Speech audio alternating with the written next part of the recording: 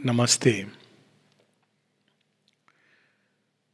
आश्रम स्कूल, जिसको श्री अरविंद अंतर्राष्ट्रीय शिक्षण संस्थान के नाम से भी जाना जाता है, श्री माँ ने उसके लिए एक सिंबल दिया जो वास्तव में श्री माँ श्री अरविंद का कंबाइंड सिंबल है।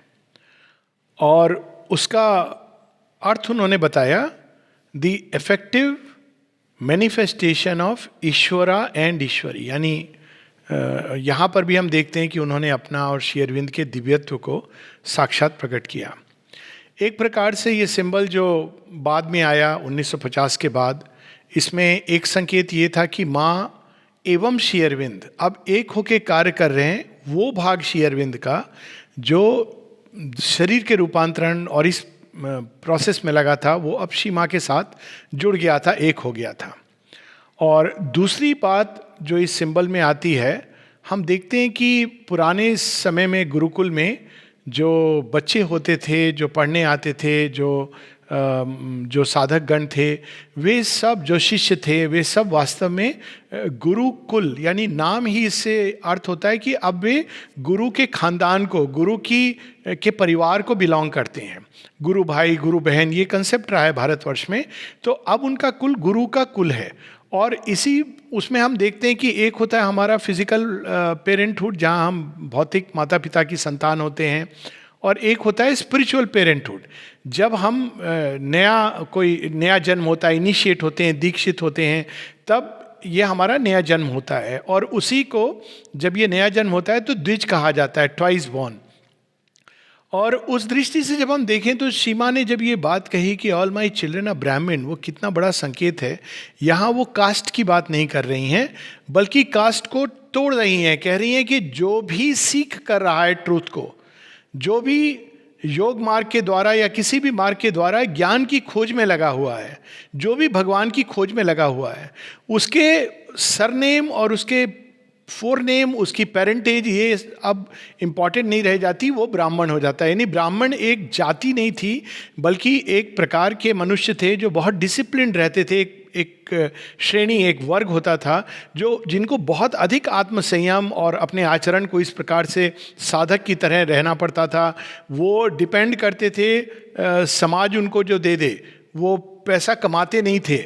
तो ये भी हम देखते हैं कि आश्रम में जो साधक हैं वो प्रॉस्पेरिटी सीमा जो देती हैं उसके हिसाब से उनको चलना होता है। तो वो एक बहुत डिसिप्लिन टाइप की ह्यूमैनिटी थी, बड़ी रेयर ह्यूमैनिटी थी। और वो ज्ञान को गिफ्ट करते थे और इन रिटर्न समाज उनकी देखभाल करता था। इसलिए वो रेस्पेक्टेबल थे, ना कि इसलिए कि उनका कोई सरनेम है। किसी ने बहुत सुंदर ढंग से कहा है कि जात न पूछो साधु की, पूछ लीजिए ज्ञान।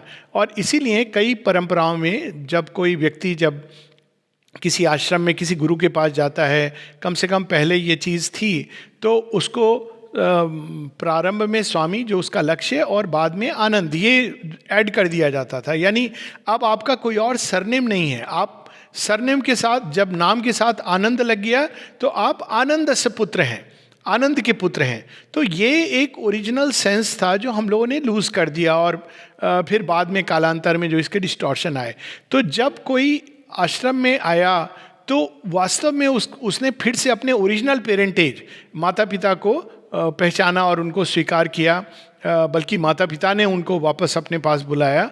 तो उस सेंस में हम देखें तो स्कूल से एक नए युग का प्रारंभ हुआ। एक सत्य था जो जानते थे, लेकिन उस सत्य को प्रकट किया श्री माँ ने हम सबके बीच में through the symbol of centre of education. यानी जो भी बच्चे यहाँ पे आए, और साधकों के लिए तो ये है ही, किंतु जो बच्चे आए पढ़ने के लिए वे सब श्री माँ श्री अरविंद की संतान हैं। संतान शब्द का अर्थ ही यही होता है, तान यानी एक्सटेंशन। यहाँ किस चीज़ की एक्सटेंशन है? Extension of consciousness. इस बात को नलनीदा बड़े सुंदर ढंग से, उनकी एक टॉक है गोल्डन चेन, जिसमें वो बताते हैं कि जो भी बच्चे यहाँ पे आए, एडमिट हुए, पढ़े थोड़े समय के लिए, ज़्यादा समय के लिए, ये इम्पॉर्टेंट नहीं है। लेकिन उन सब के चारों तरफ जैसे एक माँ से बच्चा एक सूक्ष्म अम्बिलिकल कॉर्ड से सदैव जुड़ा रहता है, उसी प्रकार से वे सब श्री माँ के साथ एक गोल्डन चेन से जुड़े रहते हैं। और वो गोल्डन चेन माँ उन सब के गले में डाल देती हैं। यानी ये अब मेरा शिशु है। और वो जहाँ भी जाए, ये डिपेंड नहीं, इस पर ये निर्भर नहीं करता कि वो बच्चा माँ को स्वीकार करे या पेरेंट्स को जाने ना जाने, क्योंकि किसी ने बड़े सुंदर ढंग से कहा है कि पूत कपूत हो सकता है लेकिन माता कभी कुमाता नहीं होती। तो ये इस पर अब डिपेंड नहीं करता कि बच्चे इस बात को स्मरण रखें कि नहीं रखें, वो किस दिशा में जाएं, लेकिन पेरेंट्स के तरफ से ये सत्य है कि उन सबके गले में एक गोल्डन चेन है जिससे वो बंधे हुए हैं। वहीं से हम देखते हैं कि गोल्डन चेन फ्रेटर्निटी आती है, जो नवनीता बताते हैं। जो साधक हैं उनके अंदर वे अपना एक भाग डाल देती हैं। ये भी पहले हम लोगों ने देखा है कि सीमा बताती है कि उनके अंदर I put A part of my self, एक उनका सीमा का इमिनेशन रहता है उनके साथ, जो सदैव उनको वार्न करता है। कभी भी कोई बात है, कोई पथ से भटक रहा है या कोई डेंजर में है, तो पुकारने के पहले वो वार्निंग आती है और सीमा जाकर के वो सब कुछ करती हैं जो आवश्यक है। उदारता का एक बड़ा सुंदर अनुभव है इस विषय में कि जब वे आ रहे थे ट्रेन में और सोए हुए थे और अचानक ट्रेन में एक एक्सीडेंट होता है, लेकिन कोई बड़ा भीषण एक्सीडेंट, लेकिन कोई मरता नहीं है, छोटी मोटी चोटें आती हैं। और जो बाहर में लोग खड़े थे, कुछ लोगों ने देखा कि मानो किसी ने पूरी ट्रेन को अपने हाथों पर उठा करके नीचे रख दिया। तो ये उन्होंने माता जी से जब पूछा इसके बारे में, तो माँ ने कहा हाँ बिल्कुल, क्योंकि मुझे ये वार्निंग आ गई, क्योंकि वो तो सो रहे थे, उनको इतना भी समय नहीं था कि वो बुला सकें, और फिर उन्होंने पूरी की पूरी ट्रेन की सुरक्षा कर दी। अब यूनिवर्सल कॉन्शियसनेस में तो माँ सबकी देखभाल करती हैं, लेकिन जो योग की दृष्टि से योग की दिशा में मुड़ते हैं, उनके साथ एक और चीज़ जुड़ जाती है। श्री माँ का एक भाग, एक पोर्शन उनके साथ में रहता है सदैव सुरक्षा के लिए। तो ये हम देखते हैं कि ये जो सारे बच्चे स्कूल में आए गए, ये इम्पॉर्टेंट नहीं था कि वो कितनी उन्होंने पढ़ाई की, कैसी पढ़ाई की, लेकिन उनके ऊपर एक स्टैंप लग जाता है। अब ये क्यों आए, इसके बारे में भी जब सीमा ने पूछा कि हमने ऐसा क्यों किया, तो माँ कहती है ये एक ऑकल्ट अरेंजमेंट है, ये एक गुह्य सत्य है इसके पीछे, तुम नहीं जानते, और इसको मानसिक रूप में नहीं समझाया जा सकता। कोई ना कोई लिंक है, कनेक्शन है, किस लिए बुलाए गए, सीमा इसके आगे विस्तार से नहीं बताती। तो ये हम लोगों को अपनी इमेजिनेशन को यहाँ नहीं चलाना चाहिए। साधकों के बारे में तो उन्होंने बताया है। जब किसी ने श्री अरविंद से पूछा कि हम लोग कैसे आ गए आपके पास, इतना न जाने कितना तप करना पड़ता है भगवान से मिलने के लिए, उनके दर्शन के लिए, हम लोगों ने ऐसा क्या किया, तो श्री अरविंद बताते हैं कि पास्ट लाइफ्स में तुम लोग मेरे या तो साथ थे, मेरे या सीमा के किसी न किसी रूप में इस कार्य से जुड़े थे, या पुराने समय की योग साधना या भक्ति फलित हुई है इस जन्म में। लेकिन बच्चों के बारे में सीमा ने ये कहा कि it is an occult arrangement. जब किसी बच्चे ने कहा कि माँ हम लोगों के ऊपर शायद आप टाइम तो नहीं वेस्ट कर रही हैं, माँ कहती हैं कि तुम सबको यहाँ बुलाया गया है और एक विशेष प्रयोजन से बुलाया गया है। तो ये इस प्रकार से हम देखते हैं कि श्री माँ का कार्य, और एक एक कार्य में अनेकों कार्य जुड़े हुए। जब श्री माँ टेनिस खेलती थी तो निरुद्धा बीच में नहीं खेलते थे, वो केवल देखने जाते थे। तो कुछ दिन गए नहीं, तो श्री माँ ने स्मरण करके उनसे पूछा कि तुम क्यों नहीं आ रहे हो। तो उन्होंने कहा माँ मुझे खेलने को मिलता नहीं है, तो फिर मैं जाके क्या करूँ। माँ कहती है कि तुम्हें मालूम नहीं है, तुम वहाँ बैठते हो, तुम्हें कुछ करना नहीं है, तुम बैठते हो, उस बैठने मात्र से तुम्हारे अंदर कितने सारी गांठें मैं खोल रही हूँ, कितना सारा कर्म कर रही हूँ। और जिनके साथ वो टेनिस खेलती थी उनको तो कर ही रही थी, वो अपनी पूरी ऊर्जा को टेनिस बॉल के थ्रू वो दूसरे व्यक्ति के ऊपर भेज रही थी। अब वो कितना रिसेप्टिव है, ओपन है, ये उसके ऊपर डिपेंड करता है। तो ये एक अद्भुत योग प्रणाली है जिसमें कोई फिक्स्ड मेथड, कोई फिक्स्ड सिस्टम नहीं है, लेकिन जिस तरह जैसे भी अनंत हैं जिनके प्रति हमको अपने अंदर की खिड़कियां खोल देनी है, स्मरण करके, खेलते हुए, पढ़ते हुए, हर चीज़ में हमको उनके प्रति खोल देना है। इस प्रकार से ये यात्रा चलती रही। और इसी श्री माँ की जो धाराएं जो 1950 के बाद हुई, उनमें से एक थी कन्वर्सेशंस। यानी श्री माँ क्लासेस लेती थी स्वयं बच्चों की, शिक्षकों में, और उनमें तो वो अपनी ऊर्जा उड़ेल ही रही थी दिव्य शक्ति, लेकिन कन्वर्सेशन से एक बहुत विशेष स्थान रखते हैं श्री माँ के दिव्य कर्म में। कन्वर्सेशंस की प्रारंभ ये है कि 1950 से प्रारंभ हुआ। ये बच्चों की, कुछ बच्चों की फ्रेंच क्लास होती थी, इनफैक्ट 6 बच्चों की, कभी कभी कोई 7वां बच्चा ज्वाइन कर लेता था। नानताई में माँ खेलने के बाद टेबल टेनिस उनके साथ बैठ जाती थी। और थोड़ा बहुत क्लास वहाँ से शुरू करती थी। फिर धीरे धीरे जब लोगों को पता चला तो और भी बच्चे आ गए, साधक आ गए, और ये साधक और बच्चों की एक मिश्रित क्लास थी। तो इसमें बहुत इंटरेस्टिंग था क्योंकि ऐसे ऐसे प्रश्न थे, सारे लेवल के प्रश्न थे इसमें, और माँ ये चाहती थी कि लोग प्रश्न पूछें। इसके बारे में एक जगह माँ बताती भी है कि मैं जैसे एक यान जैसे होता है कागज़ का जो बना के लोग खेलते हैं, वैसे मैं लोगों के मन के अंदर प्रश्न भी डालती हूँ। तुम लोग अगर ग्रहणशील हो तो उस प्रश्न को पकड़ लोगे, और मैं चाहती हूँ कि तुम प्रश्न करो। वास्तव में अगर हम गीता को देखें तो कुछ ऐसा ही है कि भला ऐसा अर्जुन इस तरह के नहीं थे, जैसे अर्जुन तो एक प्रैक्टिकल व्यक्ति थे, उनको इतना काफ़ी था कि श्री कृष्ण कह दें कि युद्ध लड़ो तो युद्ध लड़ेंगे, और इतना ही उनका सवाल था। लेकिन उसके बाद वो प्रश्न करते हैं, इतने गूढ़ प्रश्न, और श्री कृष्ण उनके जवाब देते हैं। तो ये एक अद्भुत एक प्रकार का गीता की तरह ही हम इसको कह सकते हैं कि श्री माँ की गीता है, जहाँ प्रश्नकर्ता भी श्री माँ है बच्चों और साधकों के माध्यम से, और उत्तर भी श्री माँ दे रही हैं। वास्तव में ये अपने आप में एक उपनिषद की गंगा है जो 1950 से प्रारंभ होती है, 1958 तक चलती है। जो पुस्तकें माँ चुनती हैं, फ्रेंच में क्लासेस होती थी, वो अब जो अवेलेबल है वो तो इंग्लिश की ट्रांसलेशंस हैं।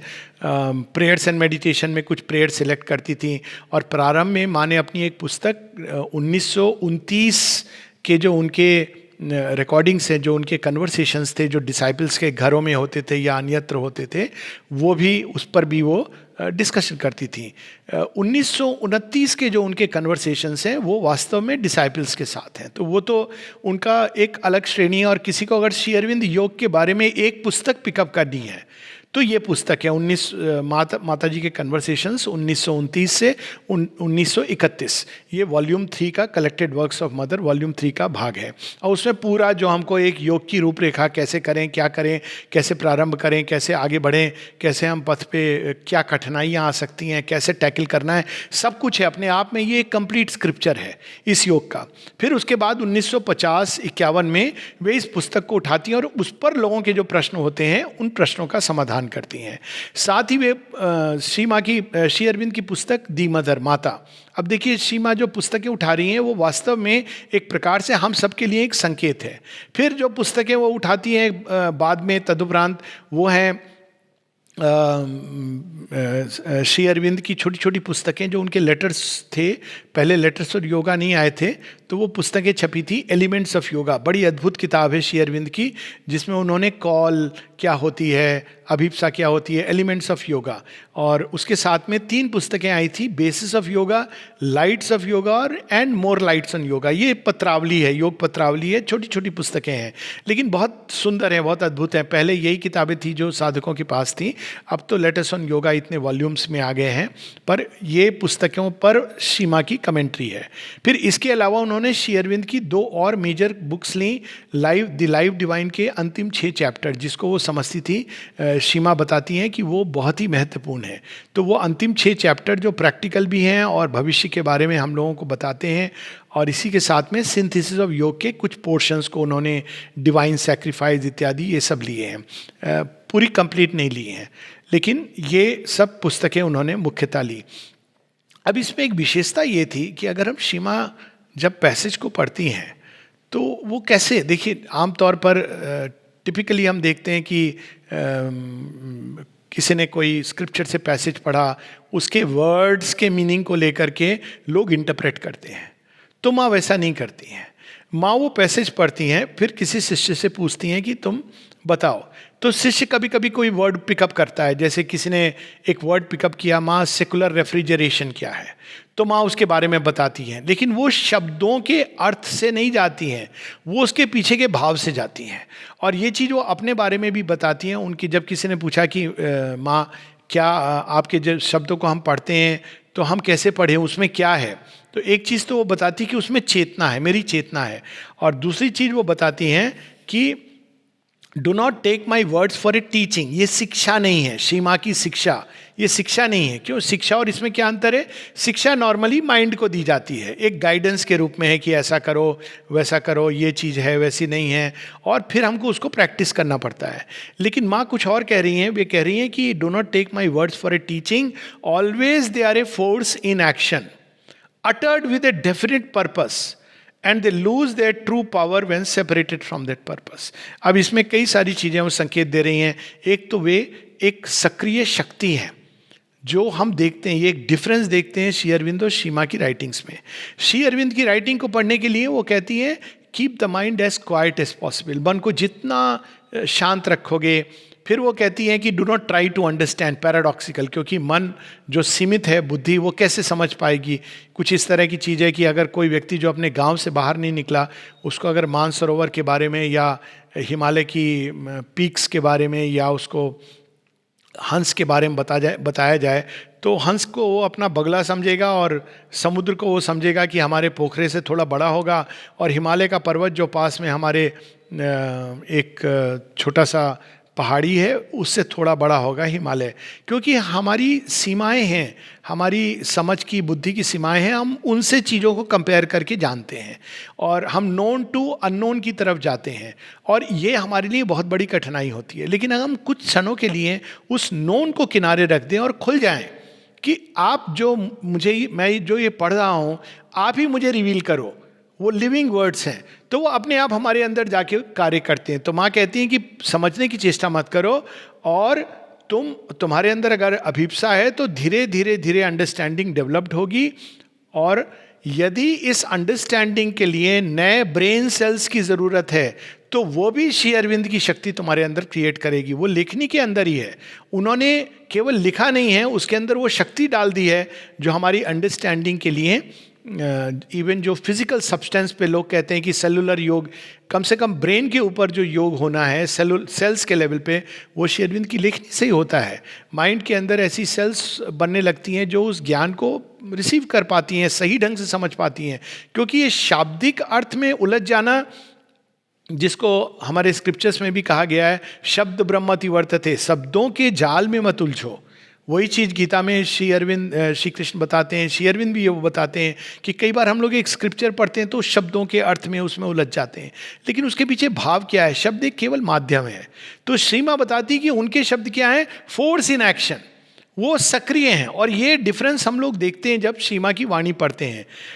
और वो अगर इस पर्पस से उनको अलग कर दिया जाए, तो अब कैसे हम अलग करते हैं इन पर्पस से? जब हम उसको इंटेलेक्चुअली अंडरस्टैंड करने की चेष्टा करते हैं।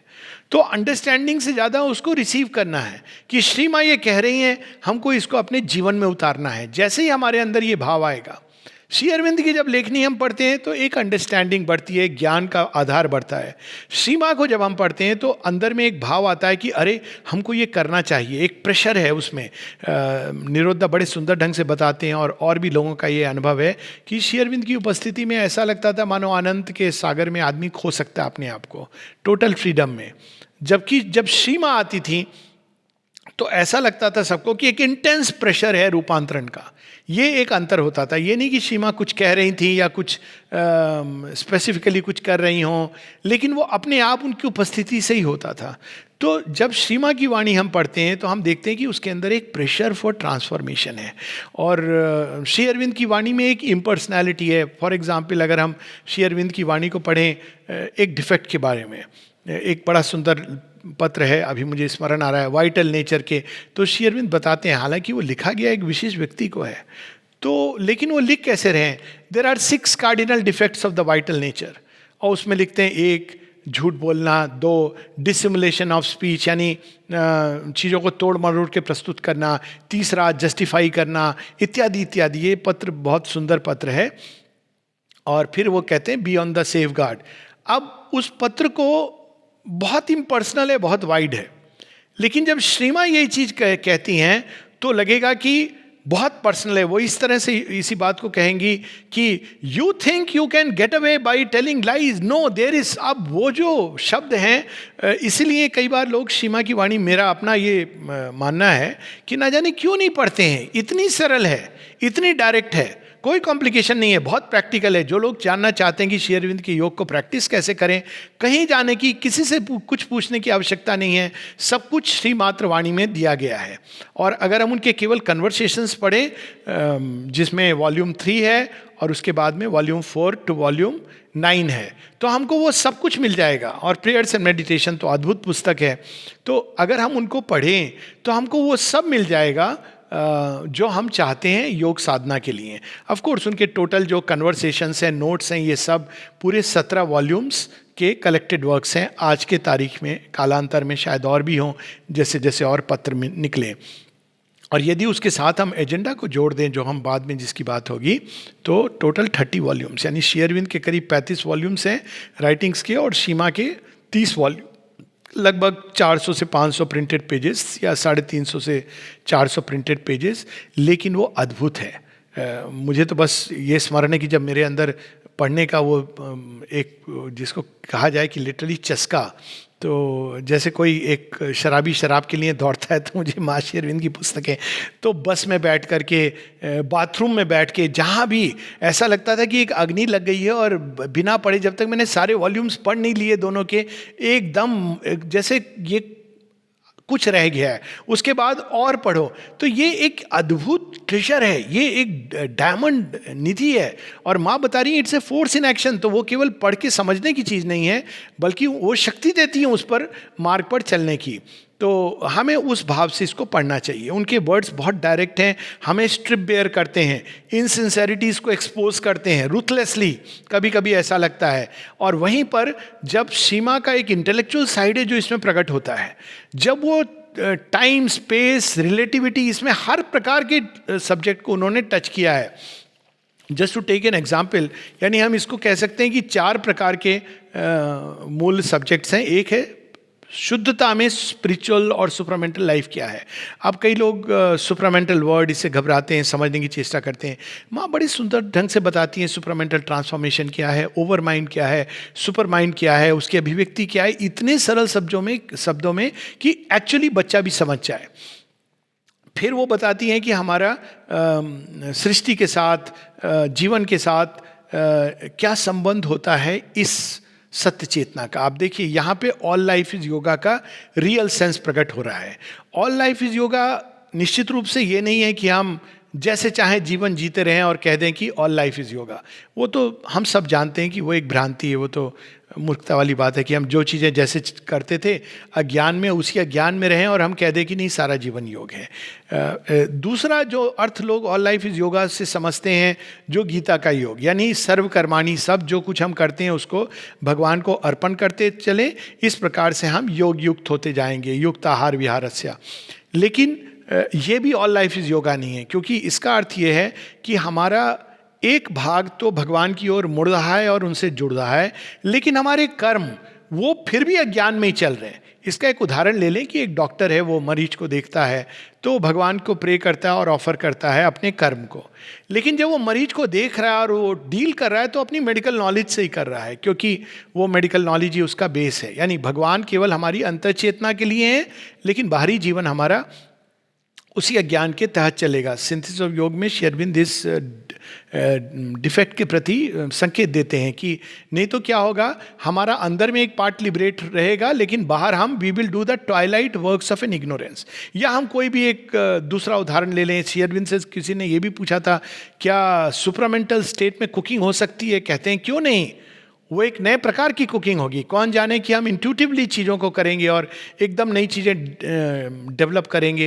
ये और बात है कि शायद सुपरामेंटल बीइंग को भोजन की आवश्यकता ना रहे, किंतु मध्यवर्ती अवस्था होगी जब ये सारी चीज़ हम एक नए अंतर्भाष युक्त अवस्था में एक इंट्यूशन के द्वारा करेंगे, जो बहुत भिन्न होंगी उससे जो हम अभी एनालिसिस करके, यानी उसके अंदर एक क्रिएटिव फोर्स होगी। तो हर एक चीज़ के अंदर उसका सत्य प्रकट करना। मानव संबंध है, विवाह के ऊपर जैसे श्री माँ बताती हैं, तो अब एक है कि भाई हमने पूजा की, एक फेरा ले लिया और भगवान की पूजा कर दी, लेकिन या अग्नि की इसको साक्षी माना, लेकिन बाद में हम जो जीवन जी रहे मानव संबंध, उसका आधार नॉर्मल हमारा समाज, कस्टम, ट्रेडिशन, या अधिक से अधिक आजकल लोग एक साइकोलॉजिकल अंडरस्टैंडिंग, उस आधार पे जीते हैं। लेकिन स्पिरिचुअल पॉइंट ऑफ व्यू से ये सब इग्नोरेंस है। स्पिरिचुअल पॉइंट ऑफ व्यू से सीमा बताती है ये इंपॉर्टेंट है ही नहीं कि आपने वो मंगलसूत्र पहनाया कि नहीं, या धागा डाला कि नहीं, या बाहर की अग्नि के फेरे लिए कि नहीं। वो एक सामाजिक और लीगल रिक्वायरमेंट है, लेकिन वास्तव में एक केंद्र में एक अभिप्सा जलती है।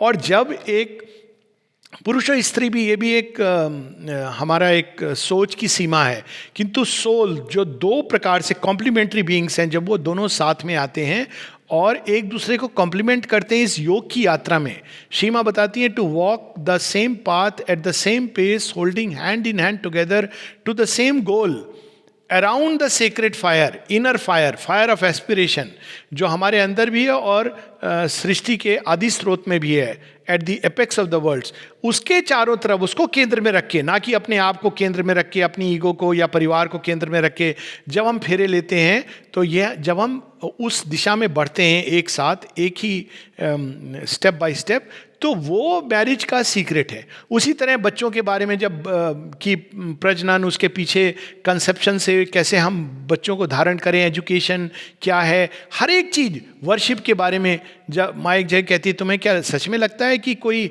देवता लोगों को बहुत अच्छा लगता है कि जब तुम नारियल फोड़ते हो और उनके सामने बैठ करके जोर जोर से चिल्लाते हो, खड़ताल बजाते हो और नाना प्रकार के आडंबर करते हो? सीमा कहती कि किसी भी जेन्युइन देवता को ये अच्छा नहीं लगेगा। तो देवता को क्या अच्छा लगता है?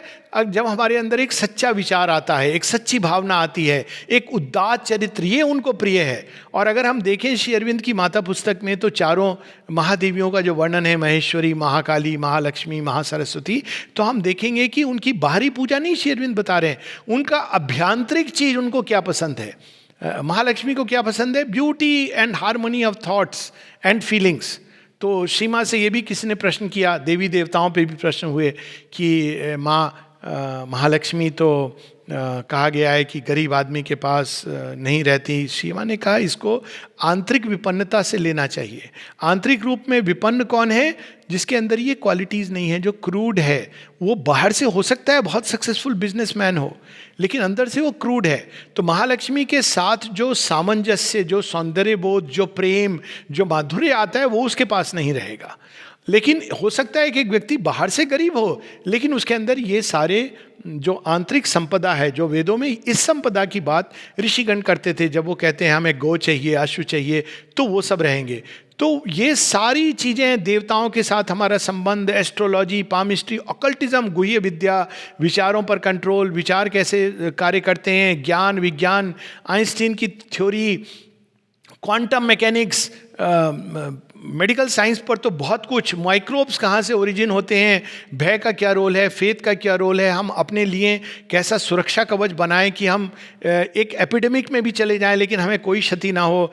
ये सब और अनेकों अनेकों चीज़ें एक जैसे महागंगा का अवतरण हुआ है। और सच में मुझे तो ये बहुत पर्सनल भी, व्यक्तिगत चीज़ें की बहुत दुख होता है कि लोग परिचित भी नहीं है कि सीमा की वाणी है। लोग जानते हैं दिव्य जीवन को, सिंथेसिस ऑफ योगा, 2-4 पुस्तकों को, लेकिन अवगत भी नहीं है। और अगर उसको पढ़ें तो ऐसा लगता है कि अरे हमारे हाथ में क्या लग गया। तो इसमें ये सब है। साथ में योग, इंटेग्रल योग, वो पथ, राजयोग, भक्ति योग, कर्म योग, ज्ञान योग। लेकिन माँ इस प्रकार से नहीं करती हैं जैसे खंड माना बुद्धि कि अब हम कर्म योग के बारे में बात करेंगे तो केवल कर्म योग के बारे में बात करेंगे। श्री माँ की चेतना विश्व विराट है। तो श्री अरविंद में भी हम देखते हैं एक वाइडनेस, एक ग्लोबल पॉइंट ऑफ व्यू से वो एक एक चीज़ को ले रहे हैं, इसलिए वो लंबे लंबे सेंटेंसेस यूज़ करते हैं। लेकिन जब सीमा यूज़ करती हैं, कोई बात बताती हैं, तो हमें ऐसा लगेगा कि वो टॉपिक से कहीं जा रही हैं, वहाँ जा रही हैं, यहाँ जा रही हैं, और अंत में ना जाने पूरी सृष्टि को समेट कर वापस उस स्थान पर आती हैं। मानो हमें उस एक शब्द के माध्यम से, एक प्रश्न के माध्यम से उन्होंने एक सृष्टि का दर्शन करा दिया, जो जो चीज़ें उससे जुड़ी हुई हैं। म्यूज़िक के बारे में, Indian music, western music, Ramayana, Mahabharata, Krishna, Buddha, name it, and वो सब कुछ है। फिर इसके साथ में एक और चौथी चीज़ है जो स्टोरीज भी हैं उनकी, स्टोरीज और रेमिनिसेंसेस। जैसे एक पर्सनल स्टोरी है जिसमें वो बताती हैं चैरिटी बाज़ार की बात, कि किस प्रकार से पेरिस की बात है और आग लगती है, और माँ बताती हैं कि जब आग लगती है तो बड़े सूटेड बूटेड लोग वहाँ पे गए हुए थे, लेकिन किसी ने देखा कि एक व्यक्ति जो बड़ा जेंटलमैनली ढंग से कपड़े पहने हुए था, वो कैसे जल्दी बाहर आने के लिए अपनी छड़ी को लेकर, जो स्टाइल के लिए उठाई हुई थी, वो लोगों को पीट रहा था, मार रहा था, ताकि वो जल्दी बाहर निकल सके। तो माँ बताती हैं कि देखो, बाहर से हम किस तरह के दिखते हैं उसका हमारे आंतरिक चेतना से कई बार कोई मेल नहीं होता। बाहर से हम जेंटलमैन दिख सकते हैं, लेकिन हमारी चेतना अंदर से बिल्कुल इसके भिन्न हो सकती है। फिर अपने रेमिनिसेंसेस की भी बात बताती हैं, जब वो त्यों के साथ थीं। बुद्धि स्टोरीज, एक इनिशिएशन की स्टोरी बताती हैं, वो भी बड़ी इंटरेस्टिंग है। बच्चों को सुनाती हैं कि तुम लोगों के लिए ये सब बड़ा सुलभ है, यूं ही मिल गया इतनी आसानी से, तो तुम लोग वैल्यू नहीं करते हो। लेकिन यदि तुमको इसी चीज़ को प्राप्त करने के लिए कष्ट करना पड़ता, मेहनत करना पड़ता, तब तुम शायद इसको वैल्यू करते। और ये विशेषकर इस संदर्भ में, क्योंकि यहाँ पे सब कुछ ईजिली अवेलेबल है, श्री अरविंद, उनका सब कुछ, लेखनी, फोटोग्राफ, सारी चेतना में है, तो कई बार हम उसको टेकन फॉर ग्रांटेड होते हैं। लेकिन बाहर से जब कोई आता है, बहुत समय भटक के जब उसको पता चलता है कि अरे यहाँ पर तो ये सारा डायमंड की खान थी और मैंने देखा नहीं, तो वो एक भाव बड़ा अलग होता है। तो वो बताती हैं स्टोरी ऑफ इनिशिएशन, कि एक यूसुफ नाम का लड़का था और उसको ब्रह्म ज्ञान के लिए वो अपने गुरु के पास जाता है, और गुरु कहते हैं ठीक है, लेकिन पहले ऐसा करो, एक बक्सा है, इसको तुम ले जाके फला गांव में किसी को देना है, फिर तुम आ जाओ। तो वो बक्सा उठा करके लेके जाता है, बक्से में ताला नहीं है, लेकिन गुरु ने एक चीज़ बोला है, इसको खोल के मत देखना बस। अब खोल के मत देखना, तो उसके अंदर ये क्यूरियोसिटी आ रही है कि भाई इसके अंदर क्या है क्या है। तो बीच में वो बक्सा रोक रखता है, देखता है ताला भी नहीं है, अच्छा एक क्षण को मैं देख लूँ तो क्या होगा। तो बहुत अपनी क्यूरियोसिटी को संभाल नहीं पाता है और खोलता है। जैसे ही खोलता है तो उसमें एक छोटा सा चूहा है जो निकल के भाग जाता है। अब उसको बड़ा पछतावा होता है कि अरे ये मैंने क्या कर दिया, और अब लौटता है, फिर गुरु से कहता है क्षमा करें, भूल हो गई, अब मैं क्या करूं। तब गुरु कहते हैं कि नहीं, तुम अभी तैयार नहीं हो इस ज्ञान के लिए, तुमको ज्ञान मिलेगा लेकिन बाद में किसी और गुरु से मिलेगा, अभी नहीं मिल सकता है। तो माँ बताती हैं कि पहले इनिशिएशन के लिए टेस्ट लिए जाते थे, फिर वो इसको जोड़ती हैं इंटीग्रल योग से, कि इंटीग्रल योग में बाहर से कोई टेस्ट नहीं लिया जाता है, बाहर से कोई नहीं कहता है कि तुम ये कपड़े पहनो, इस प्रकार से जीवन जियो, लेकिन अंदर में माँ बताती हैं कि बहुत सारे प्रति क्षण की, रोज की छोटी छोटी घटनाएं, किसी ने क्रिटिसाइज कर दिया, किसी ने तुम्हें प्रेस कर दिया, इस प्रकार के टेस्ट होते हैं जो कई बार हम नोटिस भी नहीं करते हैं। और माँ बताती हैं कि ये टेस्ट 3 प्रकार की फोर्सेस के साथ होता है, ना केवल होस्टाइल एडवर्स फोर्सेस, बल्कि फोर्सेस ऑफ नेचर, और सबसे अधिक इवन स्पिरिचुअल फोर्सेस, वे भी टेस्ट लेती हैं। ये एकदम वैदिक योग में हम लोग पढ़ते हैं राक्षस असुरों की बात, साथ में जो देवता है वो आगे नहीं जाने देते हैं। अगस्त ऋषि का पूरा एक डायलॉग है, कोलोकी है इंद्र के साथ, वो कहते हैं कि मुझे आगे का मार्ग प्रशस्त करें, मुझे जाने दें। और हम देखते भी हैं कि इंद्र भी भेजते हैं नाना प्रकार के बाधा विघ्न ऋषियों के जीवन में आगे जाने के लिए। तो वो एक परीक्षाएं होती थी कि क्या हम सच में तैयार हैं, उस ताप को झेल पाएंगे। तो माँ कहती है लेकिन ये सब तुम लोगों को सहस्र प्राप्त हो गया है, लेकिन परीक्षाएं हैं, लेकिन वो बोल करके नहीं आती। और कई बार बड़ी बड़ी चीज़ों में तो हम सचेत रहते हैं, लेकिन छोटी छोटी चीज़ें हैं जहाँ हम गिर पड़ते हैं। तो इस प्रकार की नाना प्रकार की छोटी छोटी चीज़ें जो बड़ी उपयोगी हैं, लेकिन हमको कहीं नहीं मिलेंगी, अमूल्य निधि, हीरे, और ऐसी अनेकों अनेकों स्टोरियाँ। अच्छा, माता जी की जो स्टोरीज़ हैं उसमें कहानियाँ हैं, उसमें एक बड़ी अद्भुत बात है। जैसे कहानियाँ कई लोगों ने भी कही हैं, लेकिन वे कहानी को एनालॉजी के रूप में कहते हैं। जैसे एक हम कहानी ले लें, एक जो इसमें आती है हेयर एंड टॉर्टोइस की कहानी है, या स्पिरिचुअल स्टोरीज में आती हैं कि एक सांप जो अपनी वृत्ति को नहीं छोड़ता, उसकी केचुल के बारे में कहानी आती है। लेकिन श्री माँ की जितनी भी कहानियाँ हैं, वॉल्यूम 2 में एक सेक्शन है टेल्स ऑफ ऑल टाइम्स, वो एक अलग है, वो एक्चुअली वो माँ का एक संग्रह है कहानियों का। लेकिन सीमा के नाम से छपा है। उनका एक प्रिय संग्रह है, बहुत सुंदर कहानियाँ हैं। अदरवाइज माँ की जितनी भी कहानियाँ हैं वो प्रत्यक्ष कहानियाँ हैं, यानी वो एनालॉजी के रूप में नहीं है, लेकिन वे सच्ची कहानियाँ हैं जिनको हम एनालॉजी देख सकते हैं। तो जो जो कहानियाँ उन्होंने, चाहे वो जापान में हो या इवन ये स्टोरी ऑफ इनिशिएशन जो उन्होंने सुनी है एक प्रकार से, तो ये सब कहानियाँ वो समय समय पर आती हैं और बड़े सुंदर ढंग से आती हैं। तो अगर इसकी हम लिस्ट बनाएं तो कोई विषय ऐसा अछूता नहीं है। कंसंट्रेशन, एनर्जी, हम कैसे जब थक जाते हैं एनर्जी कैसे प्राप्त करें, मेडिटेशन क्या है, परफेक्शन क्या है, प्रार्थना क्या है, अभिप्सा क्या है, प्रगति क्या है, पशु क्या होते हैं, पशु के जीवन पर पूरा एक वॉल्यूम बनाया जा सकता है। जीवन का लक्ष्य क्या है, जो जीवन के पीछे जो हिडन फोर्सेस हैं वो कैसे कार्य करती हैं, सृष्टि क्या है, प्रलय क्या है, प्रलय के बाद क्या होता है, योग क्या है, समाधि क्या है, अहंकार क्या है, उसका जगह क्या है, उसका स्थान क्या है, और कैसे ये अहंकार पे विजय प्राप्त की जा सकती है, कर्म क्या है, चमत्कार कैसे होते हैं और कैसे ये चमत्कार हम अपने जीवन में स्वयं घटित हो सकते हैं, पथ की तैयारी के लक्षण क्या हैं, रोग, म्यूजिक, आर्ट, एजुकेशन, स्वप्न, निद्रा, आहार, हिस्ट्री, लैंग्वेज, धन, नियति, युवा अवस्था, डिवाइन विल को कैसे जाने, बैड थॉट्स को कैसे दूर करें, आश्रम, ऑरोविल, सोसाइटी, श्री अरविंद एक भंडार है, यानी कोई अंत नहीं है इसका, और बहुत ही अद्भुत है। फिर एक और है जो माता जी के कलेक्टेड वर्क्स का पार्ट है, वॉल्यूम 10, जो थॉट्स एंड एफोरिज्म पे माता जी की कमेंट्री है, लेकिन उसमें केवल शायद पहली 12 एफोरिज्म जो ज्ञान के ऊपर हैं उन पर कमेंट्रीज माने 1958 के पहले की हैं, यानी प्लेग्राउंड का पार्ट है। लेकिन बाद में कोई डिसाइपल कभी उनके पास ले जाता था और माँ उस पर कमेंट्री या तो लिखती थी या वर्बली कम्युनिकेट करती थी, और वो प्रक्रिया 1970 तक चलती है। तो इस प्रकार से माँ के कलेक्टेड वर्क्स हैं। वॉल्यूम 1 उनकी प्रार्थनाएं हैं, volume 2 words of long ago, ये भी बहुत उपयोगी हैं। ये भारतवर्ष आने के पहले जो उनके कुछ आलेख हैं, कुछ टॉक्स हैं जो लिखित हैं अब्दुल बहा के साथ, और जापान में इत्यादि संस्मरण है, वे सब है। फिर वॉल्यूम 3 है जो इंटीग्रल योगा की एक पुस्तक है जिसमें लगभग सब कुछ है। और फिर वॉल्यूम 4 से जिनकी हम बात कर रहे हैं 1950 से लेके 1958 तक का पीरियड है, वॉल्यूम 4 में 50 और 51 है। फिर 51 के मिडिल से 53 के मार्च तक लगभग माँ क्लासेस लेती थी, लेकिन वो ट्रांसलेशन क्लास थी, तो वो अनफॉर्चुनेटली उसको किसी ने रिकॉर्ड नहीं किया, तो वो नहीं है। 52 का उनका कोई रिकॉर्डिंग नहीं है। फिर 53 है, वॉल्यूम 5, वॉल्यूम 6 है, 54, वॉल्यूम 7 है 55, और वॉल्यूम 8 है 1956, और वॉल्यूम 9 है 57 to 58। उसके बाद वॉल्यूम 10 है उनके थॉट्स एंड एफोरिज्म पे कमेंट्री। वॉल्यूम 11 एजेंडा का सार है, जो एजेंडा तो 13 वॉल्यूम्स में है, बहुत विस्तार में है, उसकी एक अपनी कहानी है, उसकी बात हम लोग बाद में करेंगे, वो नोट्स ऑन द वे के नाम से है।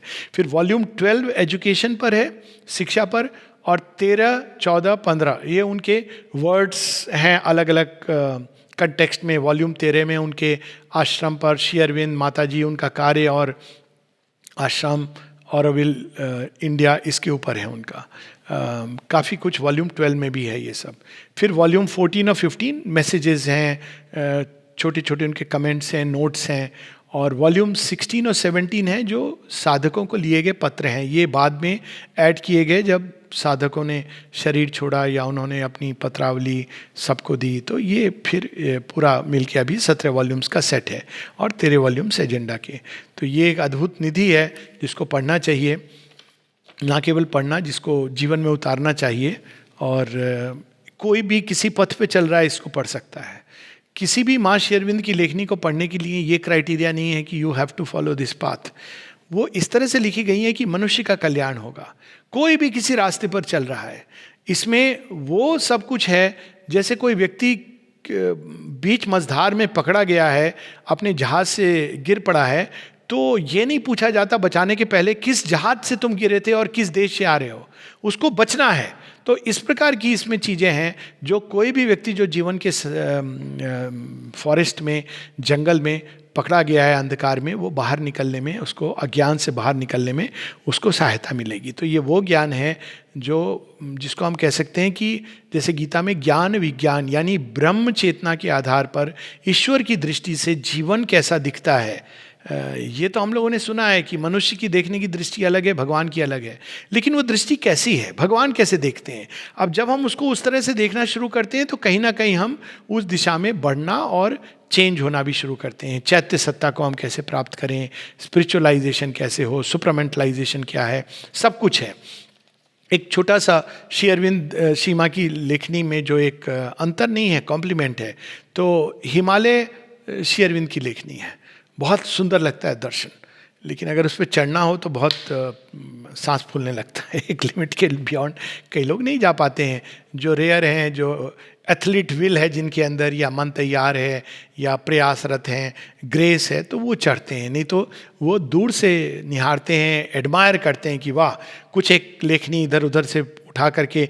ये हमको बड़ा केयरफुल होना चाहिए कि सीमा श्री अरविंद को ये छोटे छोटे कोट जो आते हैं, इनके कई बार कंटेक्स्ट होते हैं, कई बार वो ओरिजिनल नहीं होता है, कई बार उनमें एक वर्ड चेंज हो गया है, पूरा सेंस चेंज हो गया है। लेकिन अनफॉर्चुनेटली, या उसका एक गुड साइड भी है कि अच्छी बात है, लेकिन कई बार मैंने देखा है कि कहीं कहीं सीमा का वो कोट है ही नहीं, लेकिन उनके नाम से है, या कंटेक्स्ट बहुत भिन्न है और वो कोट है। तो ऑलवेज इट इज़ बेस्ट कि हम लोग ओरिजिनल को पढ़ें, कोई भी कोट डालने के पहले उसके ओरिजिनल में जाएं और फिर देखें कि उसका सेंस क्या है। सीमा के ऐसे बहुत सारे सुंदर सुंदर छोटे छोटे मैसेज हैं जिसमें कंटेक्स्ट की ज़रूरत नहीं है। लेकिन श्री अरविंद की लेखनी में, क्योंकि एक बहुत वो है, कई बार सीमा की लेखनी में भी उन्होंने किसको कहा है, क्यों कहा है, ये सब चीज़ें इंपॉर्टेंट है। श्री अरविंद की लेखनी की हिमालय की तरह है। तो सीमा आप एक स्थान है जहाँ हिमालय और गंगा यूनाइटेड हैं, गोमुख। लेकिन सीमा उस महागंगा की तरह है जो हिमालय को छोड़ करके धरती पर आती हैं, उसके सारे पाप पंख को अपने अंदर समाहित करती हैं, लेकिन हम सबको मोक्ष देती हैं। तो सीमा की लेखनी उस गंगा की तरह है, हिमालय के तत्व को, हिमालय के सार को, हिमालय की अद्भुत हीलिंग पावर को, वो हिमालय की आध्यात्मिक ऊर्जा को वो जनमानस तक मनुष्य को पहुंचाती हैं। और उसमें अगर कोई बहे तो उसी महासागर में जाकर मिलेगा जहाँ से हिमालय कभी निकला है। तो ये सीमा की लेखनी को हम हिमालय और गंगा से सीमा श्री अरविंद की लेखनी को देख सकते हैं। श्री अरविंद की लेखनी एक इम्पर्सनल है वास्टनेस में, सीमा की लेखनी बड़ी पर्सनल है, डायरेक्ट है, प्रैक्टिकल है। और श्री अरविंद हम देखते हैं कि माइंड के ऊपर से, तो इसलिए थोड़ा सा इंटेलेक्ट के ऊपर एक प्रेशर पड़ता है। हालांकि श्री अरविंद बहुत नीचे आ गए हैं। सिंथेसिस ऑफ योग के बारे में वो लिखते हैं कि मैंने हायर माइंड तक नीचे ले आया हूं मैं उस सत्य को। थोड़ा तो तुम लोग प्रयास करो, क्योंकि जब हम थोड़ा प्रयास करते हैं, स्ट्रेन करते हैं, तो हम लोगों का विकास होता है।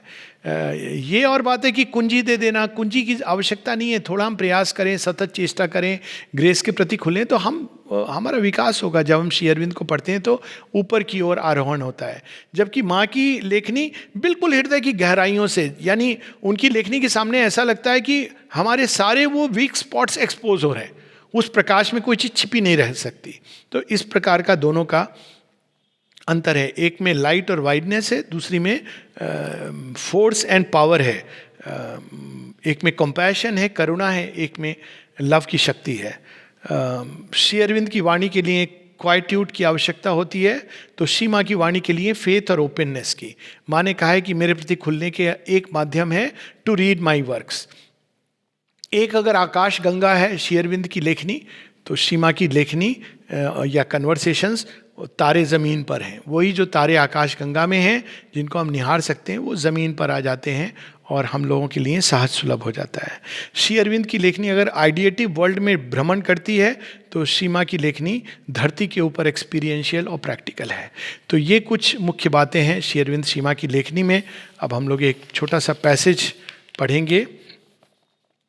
एक तो जो सबसे पहले 1951 में श्री माँ बताती हैं कि नियति क्या है प्रारंभ में ही बच्चों को, और वो बताती कि हम सबके कई भाग होते हैं, और उसमें जिस भाग जो भाग सबसे प्रबल होता है, आमतौर पे वो डेस्टिनी फॉलो होती है। यानी हम सबके अंदर एक नहीं कई डेस्टिनीज होती हैं। शरीर की एक डेस्टिनी है, वाइटल की एक डेस्टिनी है जो उसकी डिज़ायर्स के हिसाब से चलती है, माइंड की एक डेस्टिनी है जो उसके सीकिंग ऑफ नॉलेज या एम्बिशन, और एक हमारी स्पिरिचुअल डेस्टिनी है। अंततः स्पिरिचुअल डेस्टिनी ऑलवेज स्टैंड्स। लेकिन यदि स्पिरिचुअल पार्ट हमारा वीक है और ये सारे पार्ट प्रबल हैं, तो उस जीवन में हम अट्रैक्टेड रहेंगे, आगे बढ़ेंगे, लेकिन उसको ठीक से पा नहीं सकेंगे क्योंकि हमारे अंदर कॉन्ट्राडिक्शंस हैं। यानी हमको जीवन में वो चीज़ें सॉर्ट आउट करनी होंगी जब तब हम तैयार होंगे। इसका रिवर्स भी होता है। लेकिन अल्टीमेटली यदि एक भाग बहुत प्रबल होता है, मान लीजिए एक चैत्य अभिप्सा, तो धीरे धीरे धीरे वो ओवरराइड करने लगता है बाकी सब भाग पर, और हमारे अंदर स्पिरिचुअल डेस्टिनी, जिसको हाईएस्ट डेस्टिनी भी कह सकते हैं, वो शेप करने लगती है। तो ये एक बिल्कुल अनोखा सत्य है नियति के बारे में जो वो बताती हैं कि कैसे अगर हम अपने उच्चतम सत्य को साधारण जीवन में लाएं तो हाईएस्ट डेस्टिनी ऑपरेट करेगी। फिर वो बताती हैं कि डिजास्टर क्या होता है। बाहर से हमको लगता है कि जीवन में सब सुख है तो बहुत अच्छा है, लेकिन कई बार वे चीज़ें जिसको हम डिजास्टर कहते हैं, वास्तव में वो हमारे लिए एक द्वार खोलता है और वो हमारी हायर डेस्टिनी का संकेत होता है। और फिर वो उदाहरण देती हैं कि मान लीजिए किसी ने कोई ऊपर से पत्थर गिरा दिया, तो डेस्टिनी क्या है? पत्थर की जमीन पर गिरना। लेकिन अगर किसी ने हाथ बढ़ा दिया तो वो उस पत्थर को पकड़ लेगा और उसकी डेस्टिनी चेंज हो जाएगी। तो माँ बताती है इंटरवेंशंस ऑफ डेस्टिनी कैसे होते हैं, और इसका अंत करती हैं इस प्रकार से कि इसी को मिरेकल कहते हैं कि जीवन में एक नई शक्ति उतर आती है और वो उसको चेंज कर देती है। और इसका अंत इस प्रकार से करती हैं। ये 1951 की उनकी पहली टॉक है। ये collected works of Mother volume 15 में है। उसमें भी कुछ प्रारंभिक टॉक्स हैं।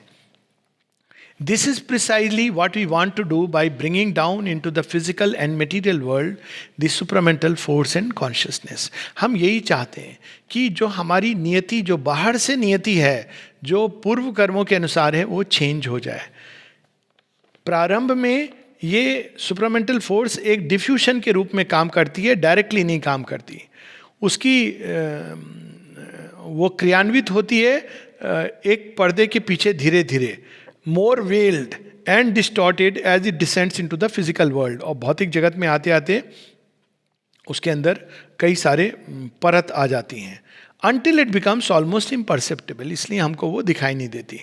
लेकिन मतलब अभी भी वही फोर्स काम करती है, लेकिन छिपी हुई व्हील्स के थ्रू, और वो डिस्टॉर्ट होती रहती है प्रत्येक लेवल पर, क्योंकि अभी वो खुल के खेल में सामने नहीं आई।